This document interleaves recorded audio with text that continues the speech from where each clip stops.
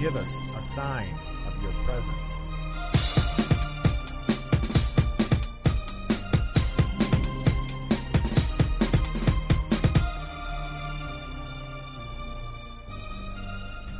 And welcome to Let's Talk Ghost. I'm your host, Steve. I'm Dan. I am Will. And I'm Deb.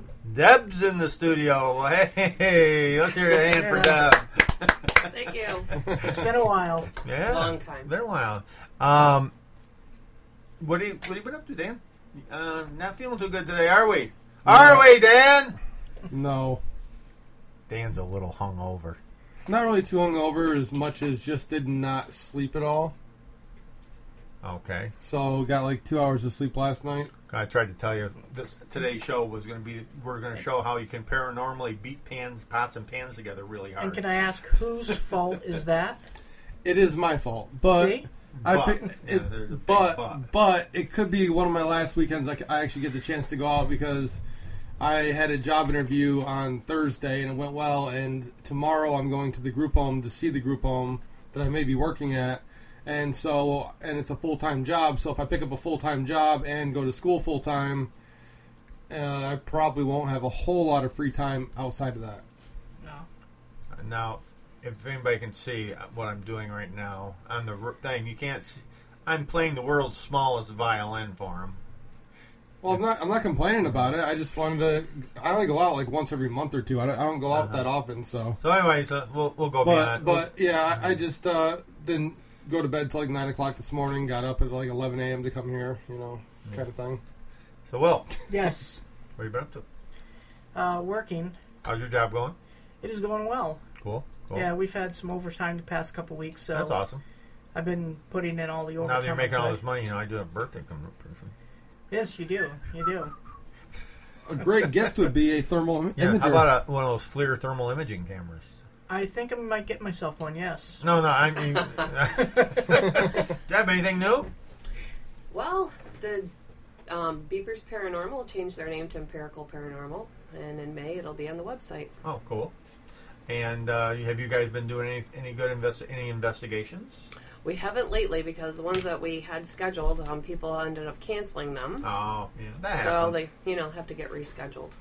And I know we're in the process of trying to schedule a co-investigation with another group at the Erie Mansion, and if it doesn't end up being a co-investigation, it'll just be us. It'll just be us. I mean, we'll just whoever wants to go, we'll just take up with us. But we're hoping to do a co-investigation with another group. I'll mention the group later. We're not sure. We haven't locked it down yet. Oh, yeah, we haven't really talked to them yet. We mentioned it, but... We mentioned it to them, yeah. And, we need to talk to the guy that owns the place and find out when we can get in there. What dates are available. Right, because then before we know what dates are available, it's hard to really talk to the group that we're thinking about inviting. And now, the last time we were there, we did get some decent evidence. So yeah, we got a really good EVP. And we also got a really good EVP from which is something I'm really skeptical of, the voice box. Yeah. Yeah. And I believe that was Mike's voice voice box that we got the EVP on. The ghost box. Yeah, the Help Me. Yeah. And that was in the reptile room, right? Right. Yep. Yeah. And I'm very skeptical of those things. And but you know what? That one was really clear. And it was. And it wasn't a voice really that was coming from a radio station. It was definitely something different. Yeah. That was different. So, well, that's up there with kind of like the one at the theater in Endicott that when Will was asking math problems and got a clear answer. That was pretty impressive, I thought. Yeah. For Ghostbox. That was awesome. Yeah. What did you ask it? I was asking it math questions like, "What's 1 + 1?" Good thing you didn't ask me. It didn't answer, and I said, "Well, what's 1 + 2?" And it said 3. Said 3. Yeah. Really clear. Really clear. Oh, that's right. The three of you were down there. It was up on the balcony. Up on the balcony, yeah. But you three were there, right? Yeah. I don't think I was with you when it happened. You were down below. I was wandering around. Yeah, you're down in the seats. Down. I was wandering around aimlessly. I think you were asleep in the seats. Probably. Yeah. Now, was that... Yeah. Well, we did hear some snoring, so... Oh, it very well could have been. I was pretty tired then. Yeah. It's possible. It's possible that I was snoring. Yeah, most of the people there were up on that balcony when that happened. Yeah. Everybody but... You and Steve, really? Yeah, you and Wade, I think, were like the only two that weren't up there. Oh, Wade wasn't there? No. Oh, wonder where Wade I was. can't remember. Wade was because like Mike was up watching the DVR cameras, Right. and that's about the same time that Wade was down there with the flashlight. Because and- they were talking about... Doing the light show. yeah, Yeah. that was around the same time. Yeah. Okay, I remember now. The good old Mike, days. yeah, Mike's yelling down at Wade to keep your flashlight down. On Keep it to the floor. floor. Oh, that was funny. Yeah. Now, we are planning... We're still trying to locate a group in Gettysburg. Yes. We haven't located anybody yet. Please, anybody listening to this show, if you are a group in Gettysburg, or you know of a group in Gettysburg that could that would want to buddy up with the crew of Let's Talk Ghosts and do an investigation with us. We're looking for somebody that kind of knows the ins and outs of the battlefield. We need somebody that knows the right people to talk to about getting in the battlefield. A local group is going to know who to talk to. Right. They're going to know the history so much better than They're we going are. to know what doors to open, what you can Yeah. open. You know, they're going to know the people to talk to. I mean, and they're going to know where we can and can't go. right, because we don't want to go down there on our own and be a tourist. We want to go down there and do a real investigation. We want to go down there, and we don't want to get in trouble. We're serious investigators. We're not looking to pay someone and investigate for them. No. We're looking to work with someone and investigate with them. Right. And I've always wanted to do an investigation at Gettysburg. I think it would produce some really good evidence. I think it would too. So give us a call, email, something. Yep. Send us a A letter. Well, yeah, anything. Call us. Throw a rock with a note tied to it. Right. Yeah, call us. Call us maybe. Now, like I say, we have an email. You can contact us at letstalkghost@gmail.com. Very good. Or you can find, if you go to our Twitter page, if you are on Twitter, follow us on Twitter, and go to Let's Talk Ghost on Twitter. You can instant message me, or you can send me a message on Twitter or on Facebook. Yeah, Or you can message- find us at letstalkghost.com. We have a link Website. there to our Facebook page, our YouTube page. Right, all that. Is that supposed to be at the end of the show? No, we're just No. so people can contact us All right. with the Gettysburg information. You know, we're not hard to get a hold of. If you need to get a hold of us, you can get a hold of us. Yeah. So, anyhow, moving on. Now, Will, Yes, you were at Barnes & Noble, I was. It's one of my favorite places. and you were drinking coffee, Yep, they have a Starbucks there. and you were reading books that you haven't paid for yet.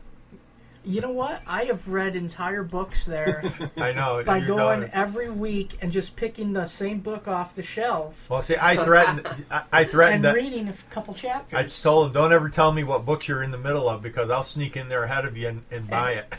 And when I was in there yesterday, it dawned on me that a lot of the paranormal books that are there have been there forever Right. and have never sold. Did you know just- they didn't sell one and then they replaced that book with another one just like it? It just I can't say for sure, but what's the chances that every time I go there, the same book's going to be there every single I think week? I know what you're saying. Paranormal books do not sell. They don't. No. They are targeted to a very, very, very small number of people. Yeah. And just because somebody watches the show doesn't mean they're going to run out and buy a book. Right. Not everybody reads books. You know, People like to watch the shows. I've been a paranormal investigator researcher for almost 12 years, and I bet you I have bought maybe half a dozen books myself Right. from Barnes & Noble's about paranormal. Right. The first, of course, I bought a couple books in the beginning about how to be a ghost hunter, Right. which, you know, now looking back, I can say that I'm glad I bought them because they were Get good, you going in the right direction. it got me going in the right direction. Right. And the last book I bought was Josh Gates' book. I think it's called Monster Hunter or something like that. Right. And that was a good book. I really enjoyed that. But that's about it. Well, what's happening is people in this field suddenly, I don't, you know, they all have a story they want to tell. Yeah. So they figure, well, I know my story, everybody wants to hear it, so I'm going to write a book and everybody's going to buy it. So they write, because you can self-publish, and that's what Yeah. most people do. They self-publish. Usually you gotta have a minimum of 50 books printed or whatever. There's usually a minimum number of books. Yeah. But I'm not trying to burst anybody's bubbles, but these books do not sell. Yeah. The only paranormal books to sell are at conventions. People that write them, that go to the conventions. Like, I bought John Zaffis' book because it was $20 for an autographed, like, 8x10 glossy photo, or $20 for an autographed copy of his book. So it's like, I can get a book for $20 that he autographs, or I can just have a glossy picture of him autographed for $20. I'd rather have the book. Yeah, so everybody buys the book. Right. I like books. I like some certain types of paranormal books, ones that you Yeah. can use as reference. And you're currently reading my Hans Holzer book. Oh, yeah. Yeah. I think I'm on page... How is that? I'm on page 1. Oh, okay. Wow, that's excellent. I'm a really slow reader. You read a couple words every night. The Ghost. Oh, that's good enough for That's tonight. it. Well, I get really sleepy when I read. So I think I've read the same page 872 times. Yes, he can recite page 1 flawlessly. Yes. But, the Bible, I know in the beginning. That's it. So, self-published authors. And now, when they're in Barnes & Noble, though, is that self-published, or is that... Can you get self-published books placed in places like Barnes & Noble, I wonder? I'm not positive, but a lot of the paranormal books I see that are there are usually from Llewellyn Publishing. Okay. And they're probably written by people that have TV shows, like Zach Bagans, Zach Bagans' Josh book is there. Gates. I know Jason Hawes and Grant Wilson have both written books. I saw Nick Groff's book there yesterday, and Zach Bagans. Zach Bagans, I believe, is called I Am Haunted. Okay. He's got a picture of him with his spiky hair up, Yeah. and Pretty silly. Well, there are a lot of publishing houses that will publish lesser-known people. Right. And so, like, when you go to the bargain bin and you see ghost hunting books from people that you never heard Speaking of. of Zach Bagans and Ghost Hunters, or Ghost Adventures, I gotta pimp these guys. Not Ghost Adventures, but go to YouTube, and there's these young guys that did a spoof on Ghost Adventures, and it's called Ghost Adventures Spoof. I think is what it was, right, Dan? Yeah. Just go to YouTube and look for Ghost Adventures Spoof. There's this group of guys. They're young. They're 19, 20, 21 years old. They're young. Or 16, 17, 18. Yeah. And they kind of dress themselves up to look like The guys from Ghost Adventures. And they kind of spoof it, and it's really, really funny. But it is not clean. No. But it's funny. It is funny. But I'm just giving a warning that it is... It's probably not for real young children, but for teenagers, it's fine. They swear quite a bit, and there's some vulgar language and but it's funny. vulgar It images. is funny. It is funny. Because they kind of follow the way they act on the shows, and only they kind of... It's just really funny. So I will pimp these guys a little bit, give them a little kudos, because I think they really did a good job. They did. I don't know who's helping them, or how they did it on their own. I think it looks like they just did it on their own. But they did a really good job. Yeah. I mean, they really did. I mean, we're on the show. We're not trying to diss any of the TV shows that are on TV. Hey, I got shows, and we don't. They've done a lot into making this field more acceptable to the general public. The TV shows have brought the field mainstream. Yeah. A little more mainstream. Not completely mainstream, just a little more mainstream. Yeah, however, we always caution people to remember that these are TV shows, and they're entertainment, and they need ratings. Right. So, if you're an investigator, you know what we're talking about. If you just watch a show and you've never investigated, just keep that in mind. Talk to almost any investigator, and they will tell you the same thing. Paranormal investigating is as exciting as watching paint dry. Yep. You do have your moments. You do have moments where it can get a little weird. It's kind of like fishing. Right. Yeah. A lot of sitting and staring at the water, and occasionally you catch a fish, and it gets exciting. But I mean,